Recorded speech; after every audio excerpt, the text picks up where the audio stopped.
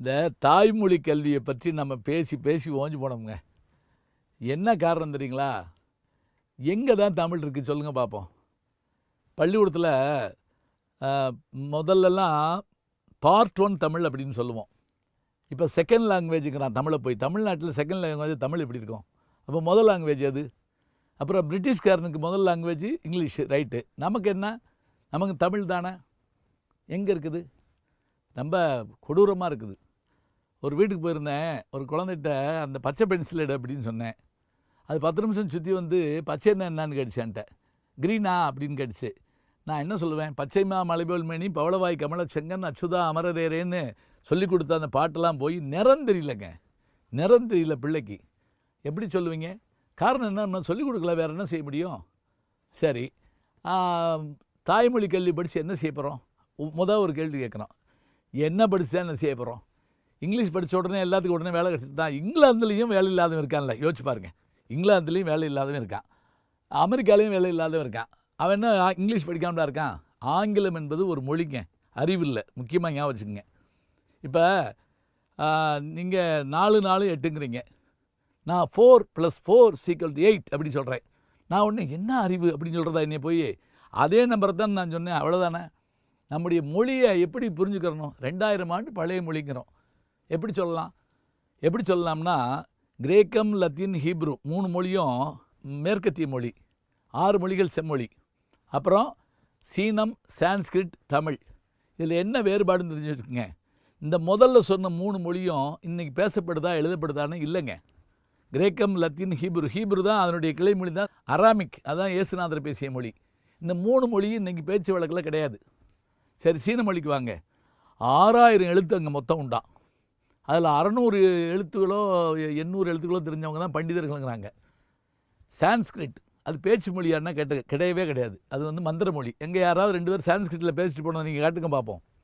அப்போ 2000 வருஷமாக பேச்சு மொழியாக இன்றைக்கும் உயிரோடு இருக்கிற மொழி நம்ம தமிழ் மொழி தாங்க.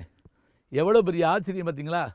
அது மட்டும் இல்லை, 6 கிடந்தன்னா அகல் நெடும் தெருக்கள்ங்கிறான் மதுரை காஞ்சியில். 6 கிடந்தன்ன அகல் நெடும் தெருக்கள். இதில் எந்த வார்த்தை புரியல? தெரு இருக்கா இல்லையா? அகல் நெடும் தெருக்கள். நெடும்னா இப்போ நீண்ட. 6 கிடந்தன 6 போன்ற அகன்ற நீண்ட வீதிகளை உடையது மதுரை. இது எப்போ எழுதுனது? 2000 வருஷத்துக்கு முதல்ல எழுதுனது. எனக்கு புரியலைன்னு சொன்னால் நான் என்ன செய்ய முடியும்? இப்போ நீங்கள் என்ன செய்யணும் தெரியுங்களா? புரிஞ்சு கொள்கிற மாதிரி ஒரு விஷயத்தை, ஒரு ஹிந்தி படத்தை உட்காந்து பார்க்குறோம், ஒரு இங்கிலீஷ் படத்தை உட்காந்து பார்க்குறோம். ஆனால் இப்போல்லாம் இங்கிலீஷ் படம் நல்லா தமிழ் பேசுதுங்க. நம்ம ஒன்றும் கவலையப்பட வேண்டாம். தமிழ் படம் தான் இங்கிலீஷ் பேசுதே தவிர இங்கிலீஷ் படம் நல்லா தமிழ் பேசுது. சரி, இதுக்கு என்ன பண்ணலாம்? ஒன்றுமே வேண்டாம். எனக்கு தெரிஞ்ச ஒரு யோசனை சொல்கிறேன். நான் பல இடத்துல சொல்லி பார்த்துட்டேன், யாரும் கேட்கல. என்ன யோசனை தெரியுங்களா?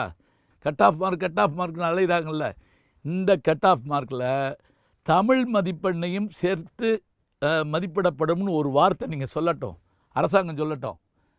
மறு நிமிஷம் எல்லோரும் எல்கேஜி தமிழ் படிப்பான், தமிழ் கட்டாயம் படிக்க போயிடுவான். கட் ஆஃப் மார்க்கில் தமிழ் உண்டுன்னு சொல்லட்டும். சரி, அடுத்தது வாங்க. ஜெர்மனியில், ஜப்பானில் என்ன படித்தாலுங்க அந்த நாட்டினுடைய கிளாசிக் லிட்ரேச்சர் படிக்கணும்.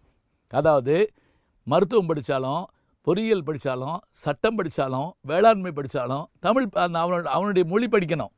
எது? Classic literature. 2000 வருஷம் பழசு இருக்குன்னு சொன்னால் அந்த பழைய ஒரு இலக்கியத்தை படிக்கணும். இங்கே அது மாதிரி எங்கேயாவது வச்சுருக்கோமா? 10th தமிழ் இல்லைங்கிறான், +2 நான் தமிழ் எடுக்கவே இல்லைங்கிறான். இப்போ நினச்சி பாருங்க, டாக்டராக வரக்கூடிய ஒரு நோயாளிகிட்ட அவர் எந்த மொழியில் பேசுவார்? அதை காட்டிலும் ஒரு வழக்கறிஞர் எந்த மொழியில் வாதாடுவார்? ஒரு பொறியாளர் எந்த மொழியில் கட்டடம் கட்டுறதுக்கு தான் அந்த கிளைண்ட்டை போய் பேசுவார்?